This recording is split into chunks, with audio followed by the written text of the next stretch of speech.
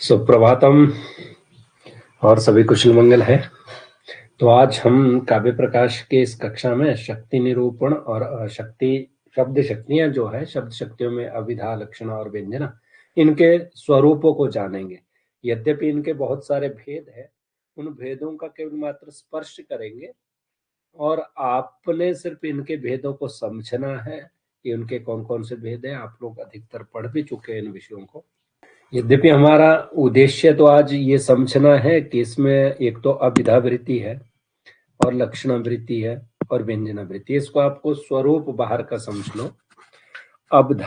जो अभिधावृत्ति है, अभिधावृत्ति के भी उपाधि भेद के हम 4 विभाजन करते हैं, गुण क्रिया जाति, है ना। इनके हिसाब से हम देखते हैं कि और न्यायिकों और बौद्धों के मत में संकेत ग्रह करते हैं, तो इसके 4 तरह के आएंगे। ऐसे ही लक्षणावृत्ति में हम देखते हैं तो इसमें लक्षणा के 2 भेद हो जाते हैं, उपादान लक्षणा, लक्षण लक्षणा, शुद्धा गौणी शुद्धा और है ना अगूढ़ व्यंग्य का उदाहरण। ये सारी चीजें एक के अंदर ही आती है, परंतु हमने इसको बाह्य स्वरूप को ही समझना है कि अभिधावृत्ति किसे कहते हैं, लक्षणा क्या होती है, व्यंजना क्या होती है ना। उनके भेद क्या है ये तो छोटा सा विषय है, आपको साथ में संकेत किया जाएगा कि यहाँ ये विषय पढ़ेंगे।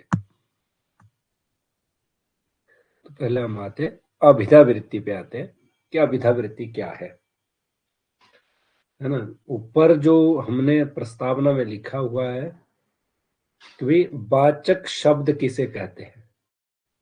हमने ऊपर शब्द पढ़े कि शब्दार्थ कितने होते हैं। शब्द हमने कहा वाचक, लाक्षणिक और व्यंजक होते हैं। 3 तरह के शब्द होते हैं और ये 3 ही तरह के उनके अर्थ होते हैं, वाच्यार्थ, लक्ष्यार्थ और व्यंग्यार्थ, है ना। ये कल की कक्षा में हम पढ़ चुके हैं कि शब्द 3 तरह के, क्योंकि तद दोषौ शब्दार्थौ, जो काव्य का लक्षण दिया गया तो तद दोषौ शब्दार्थों में ही हम लोग देख रहे शब्दार्थौ, शब्द तथा अर्थ क्या है, शब्द कितने प्रकार के हैं, अर्थ कितने प्रकार के हैं।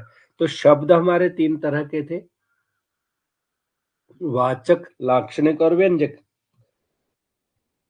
है ना। इसके लिए लिखा भी था स्याद वाचको लाक्षणिकः शब्दस्तत्र त्रिधा, है ना। और उनके अर्थ भी 3 ही तरह के, वाच्यार्थ, लक्ष्यार्थ और व्यंग्यार्थ। और इसी में ही शब्द की शक्तियां आई थी फिर कि शब्द की शक्तियां भी 3 प्रकार की होती है, जिसमें अभिधा शक्ति, व्यंजना शक्ति और लक्षणा शक्ति। खैर वाचक शब्द किसे कहते हैं, उसका स्वरूप क्या है, यह स्पष्ट करते हुए आचार्य मम्मट ने बताया कि सांसारिक व्यवहार में जिस शब्द का अर्थ में संकेत ग्रहण किया जाता है, उस अर्थ की ही प्रतीति उस शब्द से होती है। यदि संकेत ग्रहण ना हो तो शब्द से अर्थ की प्रतीति नहीं हो सकती। यह संकेत क्या है ना। इसे संकेत नीचे लिखा भी है, आप लोग एक वृत्ति को देखेंगे, यहाँ लिखा हुआ साक्षात संकेतितम यो अर्थम अभिधत्ते सहवाचकः। जो शब्द साक्षात संकेत दिए गए अर्थ का बोध कराए या कराता है वह वाचक शब्द कहलाता है ना। इसी तरह यहाँ भी बात कही गई है कि संसार में हम जैसे व्यवहार करते हैं और जिस शब्द का प्रयोग करते हैं उसी का यदि हम आगे अर्थ भी ग्रहण किया जाता है तो उसी को ही अभिधा कहा जाता है, मतलब वाचक कहा जाता है। यदि संकेत ग्रहण ना हो तो शब्द से अर्थ की प्रतीति नहीं हो सकती। यह संकेत क्या है, इस पर अगर बात करें तो इसी का ही प्रतिपादन, है ना। इस अर्थ का प्रतिपादक शब्द है, जैसे अस्मात् शब्दात अयम अर्थो बोधव्य, कि इस शब्द से यह अर्थ लेना चाहिए। इस प्रकार की सामाजिक मान्यता ही संकेत है। जो व्यक्ति किसी शब्द के विषय में इस संकेत या मान्यता से अपरिचित होते हैं वे उसका अर्थ बोध नहीं कर सकते। यह संकेत 2 प्रकार का होता है, एक साक्षात रूप से और दूसरा व्यवहित रूप से। जैसे उदाहरण के लिए आपको एक उदाहरण दिया जाएगा, यहां देखिए। जैसे बट वृक्ष है, बरगद का पेड़ है, एक वृक्ष का नाम है। वृक्ष रूप अर्थ बट का साक्षात रूप से संकेत ग्रहण किया जाता है। जिस ग्राम में कोई विशाल वट वृक्ष है उसे भी यदि वट ग्राम या वटो ग्राम या बड़ा गांव कहा जाता है तो यह परंपरा संकेत है ना। बहुत जगह के नाम होते हैं, हमने कहा कि कहाँ कहीं के हमने इस तरह का संकेत दिया जाता है कि इस गांव में ये विशेषता है, उस विशेषता के नाम से उस गांव को जानते हैं। या किसी गांव में कोई और परंपरा है, उस परंपरा से जानते हैं, तो कह रहे ये भी इसी का ही संकेत होता है। जैसे यदि किसी गांव में बड़ा बरगद का पेड़ है तो हम बोलेंगे उसको बटो ग्राम, है ना। वड़ गांव वाला कहा जाता है कि जहां बट वृक्ष है उसका नाम ही बट ग्राम हो जाएगा। कह ग्राम से बट शब्द का साक्षात रूप से संकेत नहीं है, जबकि किसी शब्द का साक्षात रूप से अर्थ में संकेत होता है तो वह शब्द उस अर्थ का वाचक कहलाता है ना। ऊपर के उदाहरण में हमने देखा वट शब्द वट वृक्ष रूप अर्थ का वाचक है, तो वट ग्राम रूप अर्थ का ही नहीं, वट ग्राम जो है उसके रूप अर्थ का नहीं है। बहुत सी चीजें हैं जो हम इनको यहाँ विस्तार से समझेंगे। तो वाचक शब्द की बात आई तो वाचक शब्द के लिए कहा साक्षात संकेतितम यो अर्थम अविधत्ते सह वाचक, अर्थात जो शब्द साक्षात संकेत किए गए अर्थ का बोध कराता है वह वाचक शब्द कहलाता है ना। ये कितने प्रकार का है तो इसके 4 भेद आ जाते हैं। और 4 भेद कौन कौन से आते हैं? एक तो जातिगत, गुणगत, क्रियागत और, है ना, क्रियागत में ही हम लोग ये कहते हैं यदृच्छा, है ना। जाति, अब एक एक को समझेंगे जाति क्या है ना। जाति गुण क्रिया यदृच्छा कैसे है, तो जाति को पहले समझेंगे। जाति आदि केवल एक ही प्रकार के जाति रूप ही है। अभिप्राय यह है कि जिस अर्थ में किसी पद का संकेत किया गया है वह संकेतित अर्थ कहलाता है। शब्द का यह संकेतित अर्थ किस रूप में होता है, अर्थात शब्द का संकेत द्रव्य या व्यक्ति में होता है ना, अथवा जाति में। इस विषय में न्याय विधि शास्त्रों ने विस्तार से विवेचन किया है। तो ये सारी बातें भी हमारी यहाँ आएगी कि भाई जाति क्या होता है, तो उसके लिए लक्षण दिया। संकेतितश्चतुर्भेदो जात्यादि, है ना, देखा, संकेतितश्चतुर्भेदो जात्यादिर जातिरेव वा। भी इसके जो संकेतित अर्थ होता है उसके 4 प्रकार का होता है। तो 4 प्रकार कौन कौन से हैं? पहले कहा जाति, गुण, क्रिया और यदृच्छा, ये 4 प्रकार के हैं। जातिगत जैसे मनुष्यत्व, गोत्व, है ना, गो में गोत्व जाति रहती है, मनुष्य में मनुष्यत्व जाति रहती है, वृक्ष में वृक्षत्व जाति रहती है, इस तरह का बोध कराना जातिगत है। गुण शब्द से क्या है कि गुण शब्द का हुआ कि सामान्य रूप से हम कहते हैं शुक्ल नील पीत हरित कपिश, जिसमें भेद रहे, या हम कहते हैं काला गोरा मोटा पतला, है ना, ये क्या है? गुण है। और क्रिया क्या हो गया? क्रिया कह रहे कि क्रिया किसे कहते हैं? वे शब्द है जो क्रिया का बोध कराते हैं। ये 2 प्रकार के होते हैं, एक क्रिया की साध्यावस्था को कहने वाला तिङंत, जिसमें पचती, पठते, लिखती, हसती जो ऐसे शब्द है, और क्रिया के सिद्धावस्था को बतलाने वाला जैसे घयंत आदि जो हम लोग शब्द रूप बनाते हैं। जैसे पच धातु है, उसमें तिंग प्रत्यय लग गया, इसको मैं थोड़ा सा आपको विस्तार से कर दूं। हम एक पच धातु है, इसमें तिप प्रत्यय लगा दिया, तो इससे रूप बन गया पचती। क्या रूप बन गया? पचती। एक तो ये हो गया क्रिया, और एक दूसरा इसी से ही जो हम अन्य प्रत्ययों का प्रयोग करते हैं, है ना, घयंत सिद्धावस्था जो आती है, जैसे पाकः, ऐसे ही है ना, पाठकः, गायकः, नायकः, है ना, गतः, पठितः, हसितः। तो इस तरह के प्रत्यय, ये दो तरह से क्रिया होगी।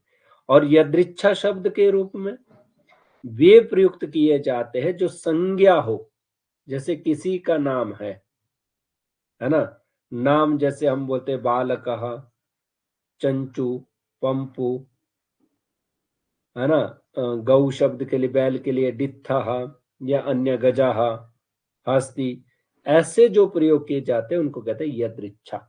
ये संज्ञा शब्द है ना, यदृच्छा में कौन आएंगे, संज्ञा शब्द आ जाते हैं। और इस प्रकार के संज्ञा शब्द जो व्यक्ति का बोध कराते हैं, वैयाकरणों के अनुसार इसे संकेतित अर्थ का चतुर्विध विभाग दिखाकर आचार्य मम्मट ने विकल्प रूप से मीमांसकों का मत प्रकट किया है। जाति रेव वा, ऐसा कहा यहाँ, अथवा जाति ही एकमात्र संकेतित अर्थ है। आपको इतना इसमें समझना है, संकेतित चतुर्भेदो जात्यादिर जातिरेव वा। ये जो हमारे जात्यादिर जातिरेव वा, तो जाति, गुण, क्रिया, यदृच्छा, ये चार भेद होते हैं। जाति में हम लोगों ने रखा, जैसे मनुष्य में मनुष्यत्व जाति, गौ में गोत्व जाति, और इसी प्रकार गुण, जिसमें गुणवाचक शब्द होते हैं जैसे शुक्ल आदि। क्रिया शब्द होते हैं, वे शब्द जो क्रिया का बोध कराते हैं, ये भी दो प्रकार के होते हैं। एक क्रिया की साध्यावस्था को कहने वाले तिगंत शब्द जैसे पचती आदि, और क्रिया की सिद्धावस्था को बतलाने वाले घयंत आदि जैसे पाकः। और यदृच्छ शब्द के रूप में वे प्रयुक्त किए जाते हैं जो संज्ञा हो, जैसे कि किसी बैल का नाम डिथ रखा गया या रख लिया गया, अथवा किसी बालक का नाम जैसे रामः रख लिया गया। तो इस प्रकार के संज्ञा शब्द व्यक्ति का बोध कराते हैं। वैयाकरणों के अनुसार इस संकेतित अर्थ को का चतुर्विध विभाग दिखाकर आचार्य मम्मट ने विकल्प के रूप में मीमांसकों का ही मत प्रकट किया है। फिर इसमें कहा कि आपाततः ऐसे प्रतीत होते हैं कि शब्दों का संकेत ग्रह व्यक्ति रूप अर्थ में ही होना चाहिए, क्योंकि व्यक्ति से हमारे जीवन के व्यवहार सिद्ध होते हैं। गौ जैसे व्यक्ति ही दूध देना आदि, जैसे गौ व्यक्ति ही दूध देना आदि प्रयोजन से परिपूर्ण कराने वाली है। दूध दूहना आदि के लिए गौ व्यक्ति में ही देवदत्त आदि की प्रवृत्ति देखी जाती है। कहने का अभिप्राय है, गाय दूध देती है तो स्वतः तो नहीं देगी, क्योंकि एक व्यक्ति वहां प्रवृत्त होगा तो उसके बाद दूध दिया जाएगा। दूहने के लिए, दूहने की क्रिया को करने वाला कोई व्यक्ति चाहिए। तो ऐसे देखें,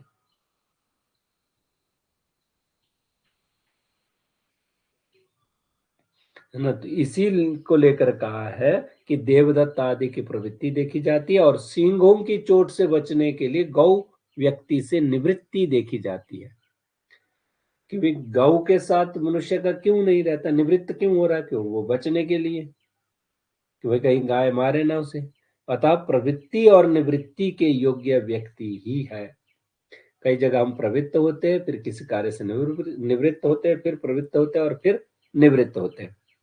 जीवन का व्यवहार व्यक्ति से ही संबंध रखता है, और व्यवहार द्वारा ही प्रथम संकेत भी होता है। इसलिए व्यक्ति ही पदार्थ है, यह शंका होती है। ये आपको समझाने के लिए कुछ विषय रखे जा रहे हैं। भी ऐसा क्यों लगता है कि व्यक्ति ही सब कुछ है? तथापि इत्यादि से ग्रंथकार ने क्या समाधान किया कि व्यक्ति में संकेत ग्रह मानने पर तीन बाधाएं होती है। वही उसको संकेत ग्रह अगर हम माने शब्द का, तो अनंत्य दोष आ जाएगा, व्यभिचार दोष आ जाएगा, और विषय विभाग की अप्राप्ति हो जाएगी। वही व्यक्ति में संकेत ग्रह मान जाए तो विकल्प हो सकते हैं। मतलब कितने विकल्पों से? दो विकल्प हो सकते हैं। पहला होगा क्या समस्त व्यक्तियों में संकेत ग्रहण के पश्चात व्यवहार का निर्वाह होता है। दूसरा होगा किसी एक व्यक्ति में संकेत ग्रह के पश्चात ही व्यवहार का निर्वाह हो जाता है। अब यदि इनमें से प्रथम विकल्प माना जाए तो कठिनाई यह है कि व्यक्ति तो अनंत है, वे एक साथ एक देश में उपस्थित नहीं हो सकते और उनमें संकेत ग्रह हो ही नहीं सकता, इसलिए वहां अनंत्य दोष उत्पन्न हो जाएगा। अगर दूसरा अनंत्य दोष का मतलब कि हमने कहा कि एक व्यक्ति में ही ये चीज हो सकती है ना, वे समस्त व्यक्तियों में संकेत ग्रह के पश्चात का निर्वाह अगर मानते हैं तो उससे क्या होगा। यदि हम एक व्यक्ति में मानते हैं तो उससे क्या होगा, तो कह रहे एक में मानेंगे तो सारे का एक जगह उपस्थिति कैसे होगी। अगर द्वितीय विकल्प की माने तो आपत्ति यह है कि जिस व्यक्ति में संकेत ग्रह हुआ है उससे भिन्न व्यक्ति की उस शब्द से प्रतीति नहीं होगी। यदि होगी तो संकेतित अर्थ शब्द से बोध होता है, यह नियम भंग हो जाएगा और फिर तो गो शब्द से अश्व की प्रतीति होने लगेगी, है ना। फिर ये इसमें व्यभिचार आ जाएगा। व्यभिचार का मतलब होता है आपने लक्षण कहा कुछ और घट रहा कहीं, मतलब व्यभिचार हो गया, अन्य में चला गया। जैसे हमने कहा गौ अस्थि, अब गौ शब्द से यदि हम गोत्व विशेष शब्द का प्रयोग अगर अर्थ नहीं समझेंगे तो उससे अश्व का भी ज्ञान हो जाएगा। कह रहे तब तो ऐसा हो जाएगा, व्यभिचार हो जाएगा, पता नहीं लगेगा कि कौन सा क्या विषय है। तो इस अनंत्य और व्यभिचार नामक जो दो तरह की बाधाएं हैं, बाधाओं के कारण व्यक्ति में क्या संकेत ग्रह नहीं हो सकता। इसको मैं थोड़ा सा आपको विस्तार से पढ़ा लूं। यदि किसी प्रकार व्यक्ति में संकेत ग्रह मान भी लिया जाए तो पद के विभिन्न अर्थों का भेद प्रकट न हो सकेगा, क्योंकि तब तो गौ शुक्ल चलो, है ना, डित्थ भी, गौ गाय कैसी है, शुक्ल है, सफेद रंग की है ना। चलो डित्था बैल कैसा है, जा रहा है, चला चलती, है ना, जा रहा है। इस वाक्य में गहु इस पद का अर्थ हुआ गोत्व रूप जातिमान, शुक्ल का अर्थ हुआ शुक्लत्व रूप गुणवान, चलह का अर्थ हुआ चलन रूप क्रियावान, है ना। ये दोनों के कह रहे डित्थह का अर्थ हुआ डित्थत्ववान, तो भेद सब में आ जाएगा। कह रहे एक में गौरूप व्यक्ति ही इन चारों शब्दों का अर्थ होगा, क्योंकि व्यक्तिवादी के मत में व्यक्ति ही इन चारों का प्रवृत्ति है ना निमित्त है, और वह गो व्यक्ति एक ही है, अतः विषय विभाग न होगा, तब तो ये चारों शब्द पर्याय होंगे और इनका साथ साथ प्रयोग भी नहीं हो सकता है। जैसे घटः कलशः का सह प्रयोग नहीं हो सकता, भाई एक ही अर्थ के लिए अलग अलग एक ही शब्द का अलग अलग अर्थों में प्रयोग नहीं हो सकता। तो आप लोगों को ये इसका थोड़ा सा समझो, इसको जितना हमने समझना है कि क्या होता है। यहाँ कह रहे वृत्ति विभाग में जो हमने कहा कि अर्थ क्रियाकारिता प्रवृत्ति निवृत्ति क्या होता है और उपाधि क्या होता है, इसको थोड़ा सा समझो। तो इसी में ही फिर आगे हमारी बात आती है कि भी प्रवृत्ति और निवृत्ति क्या होती है। एक तो कहा कि अर्थ क्रियाकारिता प्रवृत्ति निवृत्ति योग्या उपाधि, है ना, इनका निरूपण थोड़ा थोड़ा देखते हैं। अर्थ क्रियाकारिता क्या है। यहां पर अर्थ शब्द का अभिप्राय है प्रयोजन से। प्रत्येक वस्तु किसी प्रयोजन को सिद्ध करती है, जैसे गाय दूध देती है, घड़ा जल लाने के लिए होता है, या अन्य कोई वस्तु हम लोग देख सकते हैं, हल खेत बीजने के लिए होता है, या बैल खेत जोतने के लिए होते हैं। हर वस्तु का कोई ना कोई प्रयोजन है, निष्प्रयोजनम कोई भी वस्तु नहीं है। अब इनका कह रहे यही इन वस्तुओं की अर्थ क्रिया है, इसी को ही क्या कहते हैं, अर्थ क्रिया कहते हैं। वही कोई भी वस्तु है उसका कोई ना कोई प्रयोजन है और उसी प्रयोजन को हम कहते हैं अर्थ क्रियाकारिता, है ना। तो क्रिया, अर्थ क्रिया अथवा अर्थस्य क्रिया, अर्थ क्रिया, जैसे कोई भी घट से जला हरण रूप अर्थ क्रिया हो गया, है ना। अर्थ क्रियाम करोति इति अर्थ क्रियाकारी तस्य भावा अर्थ क्रियाकारिता, है ना। ये थोड़ा व्याकरणगत बताया गया है तो इसको आप यहाँ देख सकते हैं। अर्थ क्रियाम करोति इति अर्थ क्रियाकारी तस्य भाव अर्थ क्रियाकारिता। जहां भी आपके त्व और तल प्रत्यय लगा होता है तो वहां समझना कि भाववाचक संज्ञा है। जैसे हमने कहा जन का भाव जनता, है ना। तो ऐसे अर्थ का भाव, अर्थ क्रिया का भाव अर्थ क्रियाकारिता या अर्थ क्रियाकारित्वम, ऐसे जहां भी ऐसे प्रत्यय होंगे, यहां भी दिया अर्थ क्रिया क्रीणी और तल प्रत्यय। किसी कार्य को करने की सामर्थ्य ही अर्थ क्रियाकारिता कही जाती है ना। यही बौद्ध दर्शन की भूमि में विशेष प्रसिद्ध शब्द है, ये कहा गया। तो अर्थ क्रियाकारिता का मतलब किसी वस्तु का कोई ना कोई प्रयोजन है, तो प्रयोजन है तो उसी को ही अर्थ क्रियाकारिता कहा जाएगा, उसी को ही अर्थ क्रिया कहेंगे। दूसरा प्रवृत्ति निवृत्ति योग्य। भाई किसी वस्तु के साथ हम क्या करते हैं, कब तक प्रवृत्त होते हैं और कब निवृत्त होते हैं। अब यहां कह रहे जब हम किसी वस्तु का अर्थ, है ना, किसी वस्तु अर्थ का प्रमाण द्वारा ग्रहण करते हैं तो उसके प्रति तीन प्रकार की बुद्धि उत्पन्न हो जाती है, जैसे कि ग्रहण की, त्याग की और उपेक्षा की। इसी को ही कहा उपादान, हान और उपेक्षा। भाई जिस वस्तु को हम ग्रहण करना चाहते हैं उसको लेने के लिए प्रवृत्त होते हैं और वस्तु को ग्रहण करने की चेष्टा ही प्रवृत्ति कहलाएगी।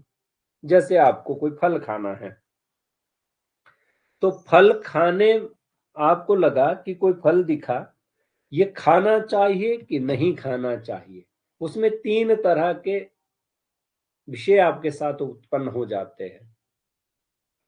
एक तो ग्रहण करने की, एक त्याग छोड़ देने की, एक उपेक्षा की, नहीं इसके बारे में सोचना ही नहीं है। यदि आपने ग्रहण करने की चेष्टा है कि मुझे खाना चाहिए, फल को ग्रहण करना चाहिए, तो ग्रहण करने के साथ साथ आपको वस्तु को ग्रहण करने की चेष्टा को ही प्रवृत्ति कहेंगे। कि आपने वृक्ष में फल देखा और उस फल को तोड़ने के लिए आप प्रवृत्त हुए, या अन्य कोई वस्तु है जिनको आपको लगा कि मुझे इस वस्तु को ग्रहण करना चाहिए तो उसको उठाने के लिए आप प्रवृत्त होना, उसी को प्रवृत्ति कहा, है ना। दूसरा, जिस वस्तु को हम हानिकारक समझते हैं या हमें लगता है कि इसका कोई हमारा प्रयोजन नहीं है, हमारे साथ इसका प्रयोजन नहीं है ना। वस्तु का एक कोई ना कोई प्रयोजन होता है लेकिन हमारे साथ इसका कोई प्रयोजन नहीं है, तो उसे त्यागने की चेष्टा करना। जैसे बहुत बारी हम लोग किसी वस्तु को ग्रहण कर लेते हैं परंतु हमें लगता है ये निष्प्रयोजन है और हमारे लिए सही नहीं है, तो हम उसको छोड़ देते हैं। और त्यागने की चेष्टा करना, और इसी को ही हम लोग, या फिर जिसके प्रति उपेक्षा बुद्धि होती है, उसके प्रति उदासीन रहते हैं, है ना, इन वस्तुओं पर हम क्या होते हैं, निवृत्त होते हैं, छोड़ देते हैं, है ना। जहां हमें लगता है कि ये हमें नहीं चाहिए, इससे हमारा कोई प्रयोजन नहीं है, तो उसी को निवृत्ति कहा गया।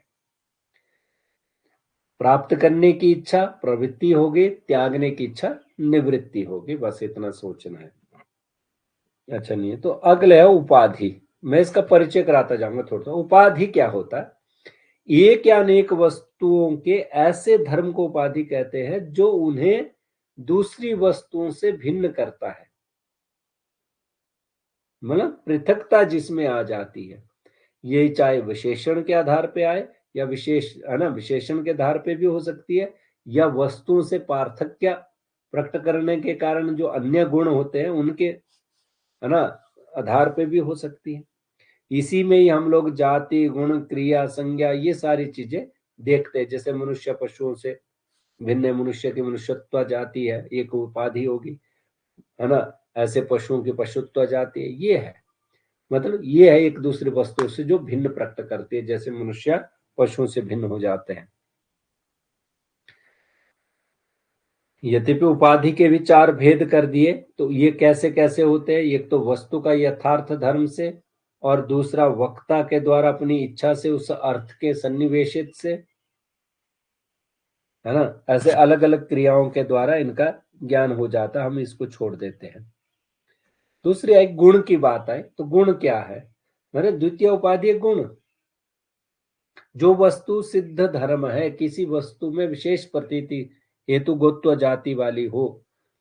अधिक गो व्यक्तियों में गहु, कृष्णा गौ, शुक्लो गौ, जैसे काली गाय है या सफेद गाय है, इस तरह का जो व्यवहार है वो गुण विशेष हो गया उसका। क्रिया का हुआ, क्रिया क्या है? वस्तु की तृतीय उपाधि है क्रिया। यह वस्तु का धर्म तो है किंतु साध्यावस्था है, जो हमने पीछे पढ़ा, है ना, कि भाई क्रिया क्या होगा? साध्य वस्तु रूप धर्म का क्या? दाल आदि को पकाने में चूल्हा जलाकर बटलों को रखने से लेकर उतारने तक जितना भी हम लोग करते हैं वो पचती क्रिया में आ जाएगा। अन्य कोई भी क्रिया हमने, जैसे गाना, खाना, खेलना, पढ़ना, लिखना, ये सारी क्रिया है।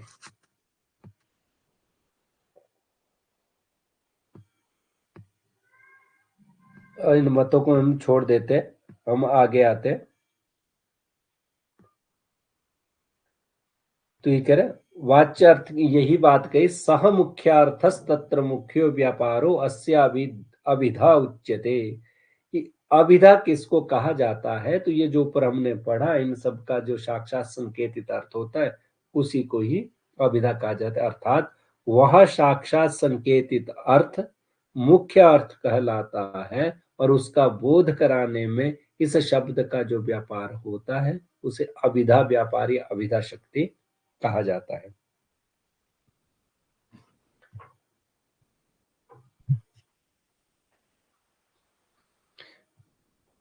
ना। अगर हम अभिधा की साहित्य दर्पण के हिसाब से करें बात, तो साहित्य दर्पण में तो कहा अभिधा शक्ति जो है तीन तरह की होती है। एक रूढ़ी होती है, योग, और तीसरा वहां योग रूढ़ी, तीन तरह के शब्दों का प्रयोग किया गया वहां, है ना। रूढ़ी किसको कहते हैं? जिनका अर्थ तय हो, उनमें बदलाव नहीं हो सकता, उसको रूढ़ी कहते हैं। जैसे हम लोग रोटी को रोटी ही बोलेंगे, बदलाव नहीं कर सकते उसको। कलम को कलम बोलेंगे, पेड़ को पेड़ बोलेंगे, है ना, वृक्ष को वृक्ष ही कहेंगे, है ना, लेखनी को लेखनी कहेंगे। योग, योग शब्द क्या होता है? तो योग शब्द जो शब्दों को जोड़कर जैसे बनाया गया है ना, जहां दो शब्दों को लिया जाता है। जैसे उदाहरण के लिए एक बहुत बैलगाड़ी, यहां देखेंगे योग है दो शब्दों का, एक गाड़ी है और एक बैल है। बैल और गाड़ी का दो शब्दों का योग है। ऐसे मालगाड़ी, है ना, ट्रेन जो होती है, ट्रेन जिसमें सामान ढोया जाता है उसको मालगाड़ी कहते हैं। तो इस तरह के जहां दो शब्दों के योग से बने होते हैं तो उसको कहते हैं योगी। एक होता है योग रूढ़ी, वो भी एक रूढ़ी ऐसे जो भी उसी तरह उसी शब्द के लिए प्रयोग किया गया है। बहुत से ऐसे शब्द है, जैसे हम बोलेंगे है, योग भी है और रूढ़ी भी है। उदाहरण के लिए मधुसूदन, मधु और सूदन, है ना। मधुसूदन किसके लिए प्रयोग किया? यद्यपि भगवान श्री कृष्ण के लिए। गोपाल, तो गोपाल किसके लिए? जो गोपाल हुआ जो गौ को पालने वाला है ना, ग्वाला है। गो और पाल शब्द से। ऐसे मुरली धरा, जिसने मुरली को धारण कर लिया उसको कहेंगे मुरली धरा। ये सारे किसके लिए है? भगवान श्री कृष्ण के लिए रूढ़ी है। जैसे आंजनेय, तो ऐसे बहुत सारे शब्द हैं जो इसी के अर्थ में ही प्रयुक्त होते हैं। तो ये साहित्य दर्पण के अनुसार कह रहा हूं मैं।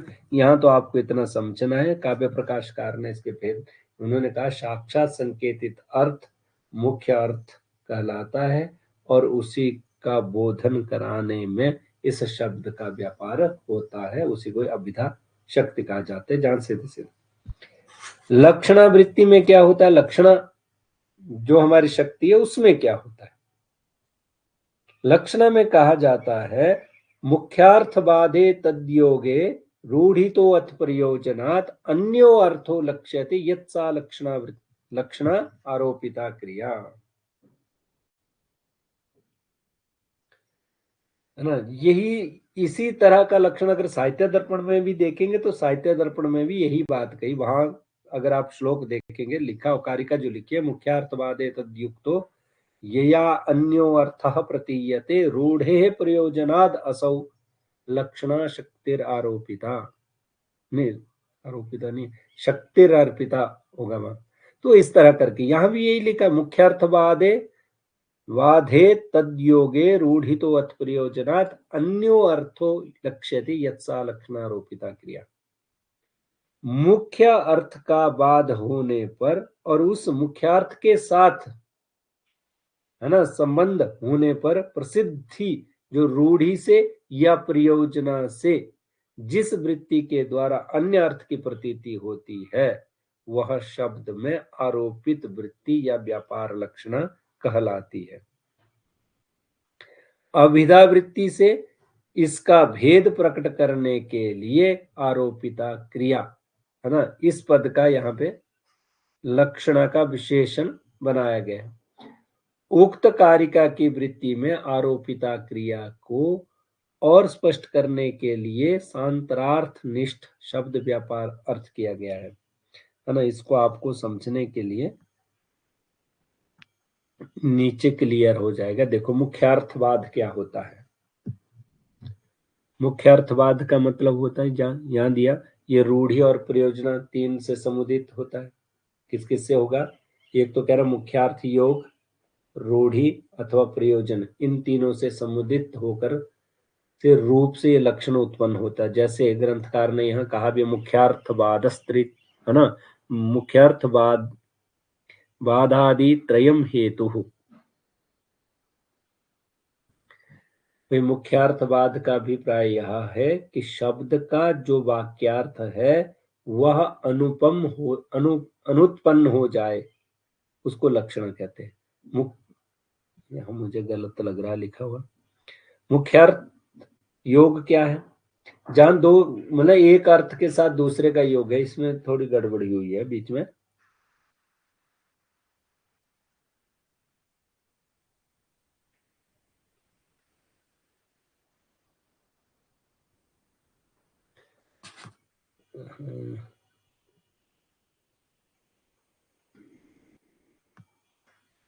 इसको ऊपर समझ लो आप ना, यहाँ कुछ और लिखना था, ये यहाँ है नहीं।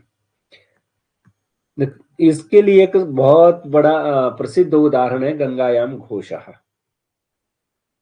अब गंगायाम घोषः जो उदाहरण हम देते हैं तो यहाँ क्या होता है,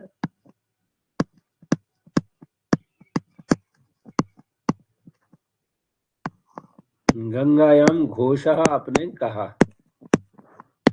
तो गंगा के प्रवाह में तो घर नहीं हो सकता। अब गंगा के प्रवाह में घर नहीं हो सकता तो कहाँ हो सकता है। अब यहाँ जो मुख्यार्थ साक्षात जान संकेत हमने लेना था, गंगा में घर है या गंगा के प्रवाह में घर है, तो अब साक्षात संकेत तो नहीं कर सकते। तो इसका जो प्रवाह, गंगा के प्रवाह का अर्थ जो यह बोध करा रहा है, तो इसका मुख्य अर्थ का क्या हो गया, यहाँ बाध हो जाएगा। मुख्य अर्थ का बाध हो जाके क्या दूसरे का अर्थ यहाँ प्रकट हो जाएगा, इसलिए लिखा मुख्यार्थ बाधे तद्योगे, उसके दूसरा एक अर्थ उत्पन्न हो जाएगा यहाँ, है ना। जो वाच्यार्थ था उसको क्या कर दिया, उसको हट करके दूसरा अर्थ यहाँ प्रकट हो जाएगा, गंगा तट, है ना। गंगायाम घोषः का मतलब हो गया लक्ष्यार्थ की गंगा के तट पर, है ना। इसका बोध ये हो गया कि जो घोष है, झोपड़ी है या घर है, वो गंगा के तट पर है। इस प्रकार लक्ष्यार्थ के बोधन का व्यापार वस्तुतः वाच्यार्थ जो गंगा प्रवाह में है तथापि वाच्यार्थ के धर्म व्यापार शब्द में आरोप कर लिया जाता है, तब शब्द को लाक्षणिक कहा जाता है।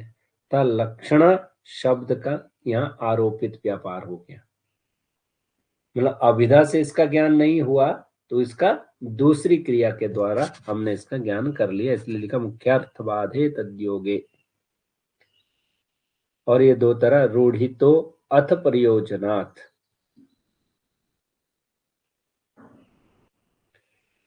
और एक तो रूढ़ी, रूढ़ी मतलब तो प्रसिद्धि के अर्थ में, तो ऐसे ऐसे जगह यहाँ होती है इसको।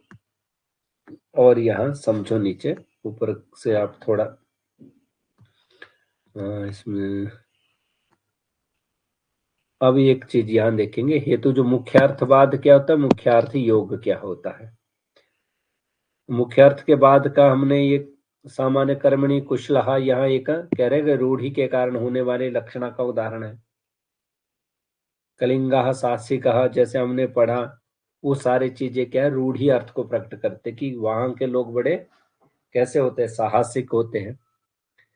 प्रयोजन का मतलब होता है कि हमारा प्रयोजन क्या है, इसको यहाँ ज्यादा मुझे लग रहा है आपको समझना थोड़ा कठिन होगा। इसको दो चीजें समझो।